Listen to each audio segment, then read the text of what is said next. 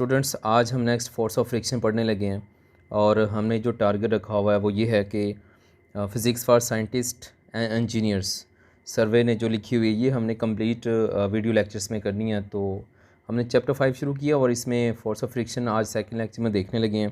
तो इसमें कहता है फोर्स ऑफ फ्रिक्शन क्या होती है? बेसिकली रेजिस्टेंस है। जब एक सरफेस को दूसरी सरफेस पे स्लाइड करते हैं तो जो फ्रिक्शन होती है उसको हम फोर्स ऑफ फिर रेजिस्टेंस होती है उसको फोर्स ऑफ फ्रिक्शन कहते हैं। जैसे इधर ये ट्रैश की एग्जांपल दी हुई है, ट्रैश कैन है और इसके सरफेस को अगर इधर देखा जाए, ये जिस सरफेस पे पड़ी हुई है ट्रैश कैन, यहाँ पे इसकी अगर सरफेस को देखी जाए तो ये सरफेस रफ़ होती है। अब ये फ्लोर है जिस सरफेस पे रखा हुआ है ट्रैश कैन को, ये ऊपर वाली सरफेस ट्रैश कैन की है, तो देखें दोनों की सरफेस रफ़ है। तो ये रफ़ सरफेस होने की वजह से ये एक दूसरे पे जब स्लाइड करेंगे तो फ्रिक्शन रेजिस्टेंस आएगी। उस रेजिस्टेंस को हम क्या कहेंगे? फ्रिक्शन कहेंगे। तो फ्रिक्शन की टू टाइप्स हैं, एक होती है स्टैटिक फ्रिक्शन, दूसरी होती है काइनेटिक फ्रिक्शन। तो अगर फोर्स हम एक्सटर्नल फोर्स लगा रहे हैं और बॉडी मूव नहीं कर रहा, बॉडी उधर ही है, तो इस पे जो फोर्स लग रही है वो अपोजिट डायरेक्शन में, इसको कह रहे हैं स्टैटिक फ्रिक्शन। हाँ, अगर एक्सटर्नल फोर्स लगा रहे हैं और बॉडी मूव भी कर गई है तो इसका मतलब है कि अब जो बॉडी पे एक्सटर्नल फोर्स लगाई है तो अब जो स्टैटिक फ्रिक्शन तो फ्रिक्शन तो है, मोशन भी हो रही है, फ्रिक्शन भी है, तो इस फ्रिक्शन का नाम रख देंगे स्टैटिक फ्रिक्शन। तो यहाँ पे देखें ये डाउनवर्ड ग्रेविटेशन फोर्स एक्ट कर रही है mg और अपवर्ड नॉर्मल फोर्स है। नॉर्मल फोर्स कौन सी होती है? वो फोर्स है जो एक सरफेस दूसरी पे अपवर्ड लगा रही होती है, तो ये नॉर्मल फोर्स है।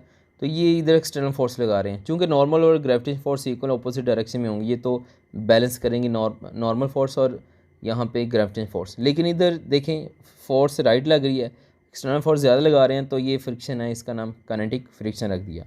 ठीक है, तो काइनेटिक फ्रिक्शन जो होती है वो लेस होती है। Kinetic coefficient of kinetic friction की बात करूँगा मैं, ये जो FK लिखा हुआ है कोएफिशिएंट ऑफ काइनेटिक फ्रिक्शन, ये हमेशा लेस होता है किससे? कोएफिशिएंट ऑफ स्टैटिक फ्रिक्शन से। देखें अभी हम टू रफ सरफेस को देकर आ रहे हैं। तो उस रफ सरफेस में जो हमने बात देखी वो ये है कि जो सरफेस टच की होती है तो ज़रूरी नहीं है कि सरफेस के हर पॉइंट एक दूसरे के कॉन्टैक्ट में हो।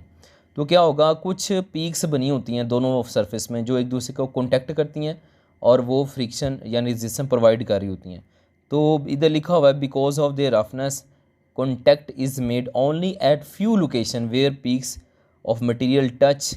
ठीक है, ये अभी डायग्राम हमने पीछे देखा ट्रैश कैन की, कुछ पीक्स होती हैं जो टच कर रही होती हैं और कॉन्टैक्ट में होती हैं, जिनकी वजह से फ्रिक्शन रेजिस्टेंस आ रही होती है, हर वजह से नहीं हो सकती। इस वजह से कहते हैं कि फ्रिक्शन एरिया पे डिपेंड नहीं करती, क्योंकि एरिया ज़्यादा है तो कॉन्टैक्ट कुछ पॉइंट्स भी हो रहा होता है। ये भी पॉसिबल है कि कॉन्टैक्ट एरिया ज़्यादा होने पे कॉन्टैक्ट ज़्यादा हो जाए, लेकिन मोस्ट प्रोबेबली ये होता है प्रोबेबली क्या कि अगर एरिया ज़्यादा है तो ज़रूरी नहीं है कि कॉन्टैक्ट भी ज़्यादा हो पीक्स का, यानी रेजिस्टेंस ज़्यादा हो। अच्छा, तो यहाँ पे जो स्टैटिक फ्रिक्शन है इसका फार्मूला हम देखते हैं, ये होता है Fs लेस देन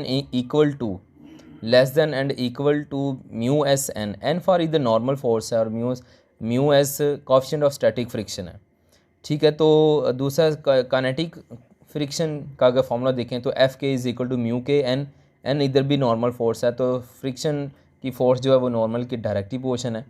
और यहाँ पे कोएफिशिएंट कोएफिशिएंट ऑफ फ्रिक्शन है, यहाँ इसको कहेंगे कोएफिशिएंट ऑफ काइनेटिक फ्रिक्शन।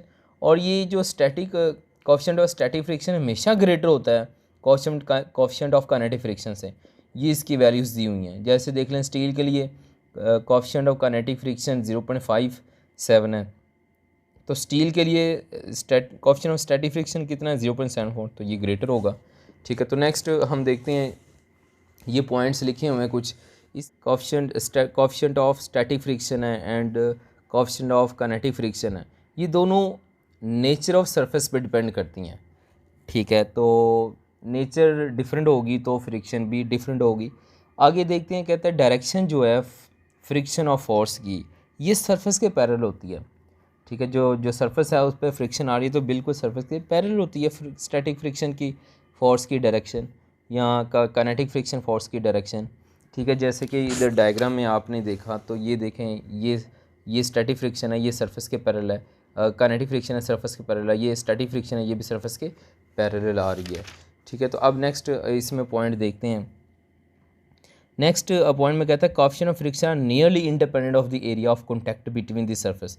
ये एरिया पे डिपेंड नहीं करती कोएफिशिएंट ऑफ फ्रिक्शन, ठीक है। We might expect that placing an object on the side having the most area might increase the friction force, ठीक है। वो वही बात उसने कह दी कि अगर एरिया ज़्यादा है तो हो सकता है कि कॉन्टैक्ट ज़्यादा हो, फ्रिक्शन ज़्यादा हो, रेजिस्टेंस ज़्यादा हो, ठीक है। लेकिन माइट पॉसिबल है कि ऐसा ना भी हो, लेकिन ज़्यादा पॉसिबिलिटी है कि ऐसा नहीं होता। Weight of object is spread out over a large area and so that the individual points are not pressed so tightly together. जब वेट होता है, जैसे ट्रैश का वेट है, ठीक है, तो देखें ये जो ट्रैश हम कह रहे हैं इसका वेट है वो क्या है, वो तमाम पॉइंट्स पे वो वेट एक्ट कर रहा होता है। तो जिसकी वजह से क्या होता है, वो पीक से एक दूसरे में ये जो होती हैं कनेक्ट, वो एक दूसरे पे क्या होती हैं, एक दूसरे के साथ टाइटली कॉन्टैक्ट में नहीं होती, तो जिसकी वजह से रेजिस्टेंस यानी फ्रिक्शन इतनी ज़्यादा नहीं होती। तो इस वजह से एरिया बढ़ाने से रेजिस्टेंस बढ़ती नहीं है, क्योंकि वेट की उसने बात की, weight of the object is spread over a large area so that individual points are not pressed so tightly together the effect approximately compensate for each other. मतलब वही बात होगी ना कि अगर वेट होगा तो हर पॉइंट कॉन्टैक्ट नहीं होगा, स्ट्रॉन्गली फ्रिक्शन नहीं होगी ज़्यादा, तो इसलिए हम कहते हैं friction is independent of the area, ठीक है। तो फ्रिक्शन फोर्स की डायरेक्शन क्या होनी चाहिए, इसका जो मोर प्रोबेबली जो इसका राइट पॉसिबल आंसर होता है वो हम कहते हैं कि एक तो फोर्स जो है, इधर इसका करेक्ट आंसर इधर ये लिखा हुआ है कि फोर्स जो है वो सरफेस के अलोंग होनी चाहिए, या अपेंडिंग मोशन के अलोंग, सरफेस के अलोंग हो और मोशन के ऑपोजिट हो। The friction force on an object is opposite to its motion और impending motion relative to the surface. अब ये बहुत डीप बात है इसमें, अगर मैं इसको डायग्राम से समझाऊं तो देखें, यहाँ पे ये एक्सटर्नल फोर्स लगा रहे हैं, बॉडी मूव नहीं कर रहा, तो ये स्टैटिक फ्रिक्शन इसके ऑपोजिट है। और यहाँ पे हम एक्सटर्नल फोर्स लगा रहे हैं तो ये देखें बॉडी मूव भी कर रहा है, मोशन इधर है, तो स्टैटिक फ्रिक्शन इस मोशन के ऑपोजिट है। अगर मैं बात कर लूँ कि ये ट्रैश कैन या कोई ऑब्जेक्ट है जो गाड़ी पे पड़ा हुआ है, गाड़ी मूव कर रही है, लेट ये ऑब्जेक्ट किसी गाड़ी पे प्लेस है, ठीक है, और ये गाड़ी आगे की तरफ जा रही है। तो अब बताएं कि ये गाड़ी आगे जा रही है जिसके ऊपर ये सरफेस पड़ी हुई है, अब बताएं फ्रिक्शन की फोर्स की डायरेक्शन क्या होगी। गाड़ी मोशन की डायरेक्शन ये है लेट, तो अब देखें इसकी फ्रिक्शन की डायरेक्शन भी इधर को होगी, ठीक है ना। ये इंटरेस्टिंग लग रहा है ना आपको कि फॉर मोशन भी इधर है तो स्टैटिक फ्रिक्शन भी इधर है, तो इसलिए हम कहते हैं ये जो फ्रिक्शन है ना वो सरफेस के रिलेटिव होती है। अब देखें पहले सरफेस इधर क्या थी, इधर सरफेस रेस्ट है, इधर भी सरफेस रेस्ट है, तो ये ऑपोजिट है, मोशन के ऑपोजिट है इधर रेस्ट में, तो फिर एक्सटर्नल फोर्स के ऑपोजिट है फ्रिक्शन की फोर्स, लेकिन इधर सरफेस मूव कर रही है तो इसके ऊपर है, तो इधर की तरफ लग रही है और ये अभी स्लिप नहीं कर रही, सरफेस इस गाड़ी के ऊपर स्लिप नहीं कर रही, तो इस वक्त जो डायरेक्शन ऑफ मोशन होगी वही फ्रिक्शन की डायरेक्शन होगी, ठीक है।